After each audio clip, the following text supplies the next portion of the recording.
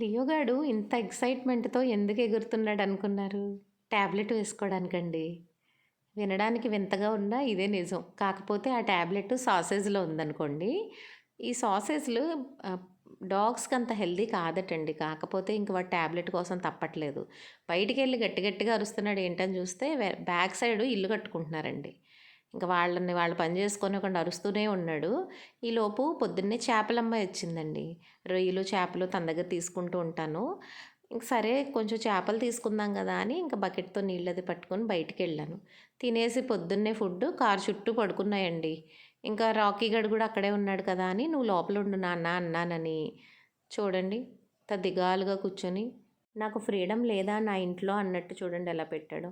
అక్కడికి రాకీ గాడికి ఫుడ్ పెట్టిన తర్వాత మాక్సిమం పంపించేస్తామండి. అక్కడ అలవాటు చేయనివ్వట్లేదు. ఎందుకంటే వీడిని అసలు బయట తిప్పడానికి ఉండట్లేదు అని ఫుడ్ తిన్న వెంటనే వెళ్ళిపోతాడు కానీ వచ్చేస్తున్నాడు వాడు. ఇదివరకులాగా ఉండట్లేదు. వచ్చి మళ్ళీ ఇక్కడే కూర్చుంటున్నాడు. సాయంత్రం అయిందండి. బయటికెళ్ళి వచ్చేటప్పటికి డ్రైనేజ్ పనులు స్టార్ట్ చేస్తున్నారండి. నాకైతే భలే అనిపించింది. నాకు సరదాగా అనిపించి బయట కూర్చుందాం అని కూర్చుంటే, వీడు కూడా చూడండి వెళ్ళి వాళ్ళ మీద అరుస్తున్నాడు వాళ్ళు పని చేసుకోనివ్వకుండా. వాళ్ళకి ఆ ఇంజిన్ సౌండ్‌లో వీడి అరుపులేమి వినిపించట్లేదులెండి. వీడికే ఆయాసం వచ్చి కూర్చున్నాడు. చూడండి ఎలా చూస్తున్నాడో.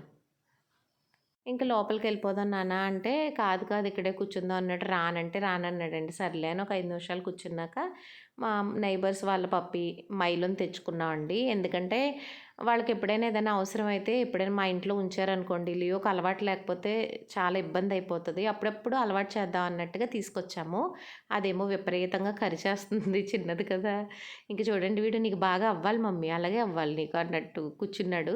సరేరా దాన్ని దింపేసాను నువ్వు రా ఒళ్ళోకి అనంటే, వాడెవడో కూర్చున్నోళ్ళో నేను కూర్చోవాలా? నేనసలు రాను. నా బోన్ తీసుకెళ్ళి నేను కొరుక్కుంటానని దూరంగా కూర్చొని కొరుక్కుంటున్నాడు చూడండి. మామూలుగా అయితే ఆనుకొని కూర్చుంటాడండి. వాడికి కోపం వచ్చేసిందనమాట. నెక్స్ట్ డే శివరాత్రి అండి. గుడికది వెళ్ళొచ్చేసాము. ఆఫ్టర్‌నూన్ నుంచి బయటికెళ్ళొచ్చాక మా అపార్ట్మెంట్ ఒకసారి చూసొద్దాము అన్నీ చేయించారు అని అన్నారని వెళ్ళామండి. నాకైతే మనసు ఏదోలా అయిపోయిందండి.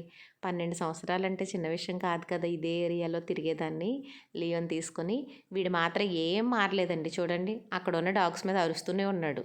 వీడికి కొన్ని శత్రువులున్నాయి.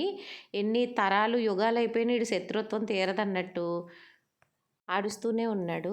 నేనైతే చాలా ఎక్సైట్ అయిపోయానండి.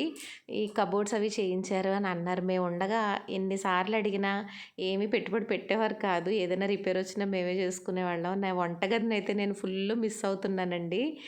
లియోని ఇక్కడ పెట్టి ఎక్కువ బయటకి చూపిస్తా ఉండేదాన్ని. ఇదైతే లియో గడి స్పాట్ అండి. ఈడ సోఫా చైర్ ఉండేది. దాంట్లోంచి చూసుకునేవాడు.